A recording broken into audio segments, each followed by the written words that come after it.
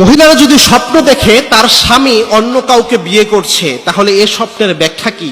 আমাকে এক বোন কয়েকদিন আগে ফোন দিয়ে মিনিমাম 24 থেকে 25 বার ফোন দিয়েছে। ফোন দিয়ে বলছে যে হুজুর, আমার একটা স্বপ্নের ব্যাখ্যা অবশ্যই জানতে হবে, যে আমি স্বপ্নে দেখেছি যে আমার স্বামী স্বপ্নে অন্য আরেক মহিলাকে বিয়ে করছে, এর ব্যাখ্যা কি? এটা আপনাকে একটু প্রমাণ করতে হবে। মনে রাখবেন, স্বপ্নের কিন্তু একটা ভ্যালু রয়েছে। Dream is not a silly matter in Islam. ইসলামের স্বপ্ন কোনো খেলতামাশার বিষয় নয়, একটা মারাত্মক গুরুত্ব রয়েছে স্বপ্নের। এবং কি স্বপ্ন 3 প্রকারের হয়ে থাকে। আপনারা যদি স্বপ্নের কনসেপ্ট ক্লিয়ার না হন তাহলে ব্যাখ্যাগুলো বুঝবেন না। স্বপ্ন 3 রকমের হয়ে রয়েছে।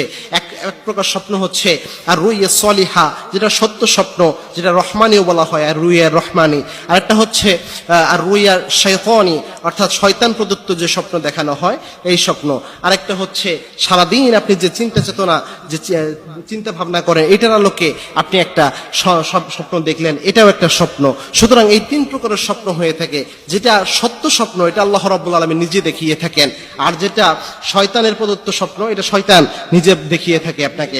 সুতরাং স্বপ্ন এই 3 প্রকার। আর স্বপ্নের ভ্যালু হচ্ছে, আল্লাহর হাবিব সাল্লাল্লাহু আলাইহি ওয়াসাল্লাম জানিয়েছেন, স্বপ্ন হচ্ছে নবুয়তের 46 ভাগের 1 ভাগ। নবুয়তের ওহী যেমন অনেক বেশি নিশ্চিত এবং অবশ্যই হয়ে থাকে, তেমনি সত্য স্বপ্ন নবুয়তের 46 ভাগের 1 ভাগের সমপরিমাণ। এবং কি আল্লাহর হাবিব সাল্লাল্লাহু আলাইহি ওয়াসাল্লাম জানিয়েছেন, লাম ইয়াবকা মিনান নবুওয়াতি ইল্লাল মুবাশশিরাত, আমার উম্মতের জন্য নবুয়তের কোনো কিছু অবশিষ্ট নাই মুবাশশিরাত ছাড়া। সাহাবায়ে কেরাম প্রশ্ন করলেন, ইয়া রাসূলুল্লাহ, মুবাশশিরাত কি?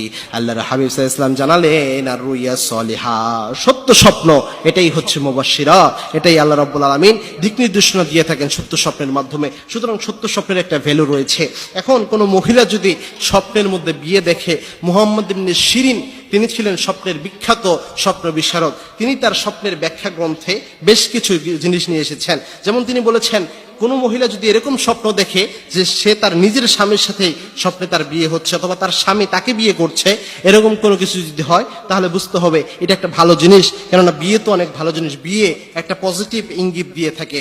তবে কোনো মহিলা যদি দেখে যে স্বপ্নে তার স্বামী অন্য কোনো মহিলাকে বিয়ে করছে, তো এই ক্ষেত্রে অনেকটা খারাপ কিছু হওয়ার সম্ভাবনা থাকে, অনেকেই বলেছেন, তবে এটা নিশ্চিত নয়। তো এই ক্ষেত্রে, এই মহিলার ক্ষেত্রে যেটা হতে পারে যে সে প্রায় সময়ই একটা অনিশ্চয়তায় ভুগে যে তার স্বামী আরেক জায়গায় বিয়ে করে কিনা। কেননা পরবর্তীতে তার হাজবেন্ডের সাথে আমার কথা হলো, সে বলল যে হুজুর, দেখেন অবস্থা, সব সময় এরকম সন্দেহ করে যে আমি আরেক জায়গায় বিয়ে করে ফেলি কিনা, এবং কি সন্দেহ করে সে স্বপ্নে দেখছে, এটা নিয়ে পর্যন্ত আমাকে কোনোভাবে শান্তি দিচ্ছে না। নিশ্চয়ই তুমি এমন কিছু করছো, নয়তো আমি এটা স্বপ্ন দেখতাম না।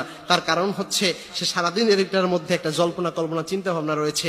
তাই আমাদের উচিত হচ্ছে যে কোনো স্বপ্ন দেখলে আল্লাহর কাছে এটা চাওয়া, আল্লাহ এই স্বপ্নের ভালো দিক আমাকে দান করে এবং এই স্বপ্নের খারাপ দিক থেকে আমাকে পানা দেন। সুতরাং এরকম কোনো যদি স্বপ্ন দেখেন, তাহলে অবশ্যই এই দোয়াটাই আল্লাহর কাছে করবেন, আল্লাহ এই স্বপ্নের ভালো দিক আমাকে দান করেন এবং এই স্বপ্নের খারাপ দিক থেকে আপনি আমাকে পানা দেন। এবং কি আল্লাহ রাব্বুল আলামিনকে চাইবেন যেন স্বপ্নের কোনো খারাপ দিক আপনাকে আল্লাহ রাব্বুল আলামিন দান না করেন। আর খারাপ স্বপ্ন যদি দেখেন, তাহলে অবশ্যই বাম পাশে থুতু নিক্ষেপ করে আল্লাহর কাছে আশ্রয় চাইবেন। ভালো স্বপ্ন দেখলে 2 রাকাত নামাজ পড়ে